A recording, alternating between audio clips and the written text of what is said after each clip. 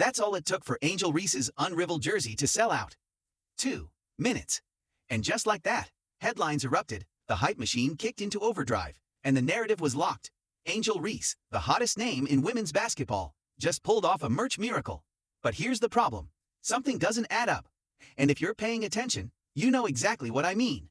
Script, rewritten, under 5,000 characters. Angel Reese fans are loud, loyal, and proud. And right now, they're also confused, frustrated, maybe even furious.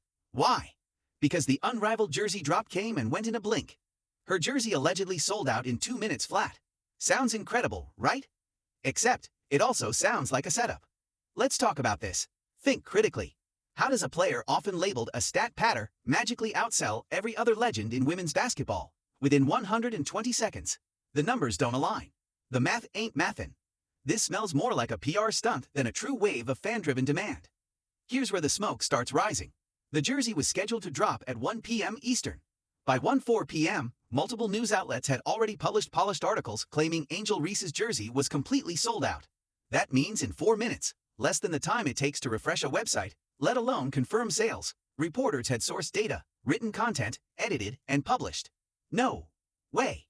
These weren't rough tweets or IG stories. These were full-on editorial write-ups, as if press releases were pre-written and waiting for a green light. It was too neat, too fast, too clean. And it wasn't just Angel. Reports claimed multiple players sold out at the exact same moment. Brittany Griner, Natasha Cloud, Kayla McBride, Nafessa Collier. No hate to any of these players, but come on. Let's be real. You're telling me Natasha Cloud, whose jersey has never been in national demand, moved the same units as Angel Reese? That Collier has the same merch pull as a player with millions of followers and non-stop media coverage. The odds of that are microscopic. And it gets even murkier. Where's the chaos? Where's the digital stampede we always see when real demand hits? Think sneaker drops. Think limited edition Jordans.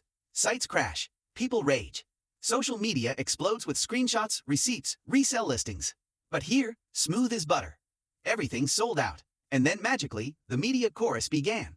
What it looks like. A manufactured moment. A coordinated PR rollout. And maybe, just maybe, there weren't that many jerseys available in the first place. Some are speculating that they had as few as 5 in stock. Literally 5. Like her jersey number. Coincidence? You tell me. Real sellouts are messy. Real demand is chaotic. But this, it was sterile. Scripted. Suspicious. Even Angels fans noticed. Social media lit up with disappointed buyers saying they were ready at launch, had the site open, and still couldn't buy. These were actual fans, ready to drop cash, walking away empty-handed. And let's not forget, Unrivaled has been under fire for allegedly failing to pay promised $50,000 bonuses to players. So how is a league that can't meet payroll suddenly pulling off a flawless merchandise campaign? Something isn't adding up. Angel's jersey didn't sell out because the entire world is clamoring for it. It sold out because they made sure it would. By artificially limiting stock, Unrivaled controlled the outcome and spun it into a narrative. A storyline, not a success. Not a surge of support, a setup. This is marketing 101. Create scarcity. Manufacture hype. Then flood the media with the illusion of mass appeal. So let's be honest.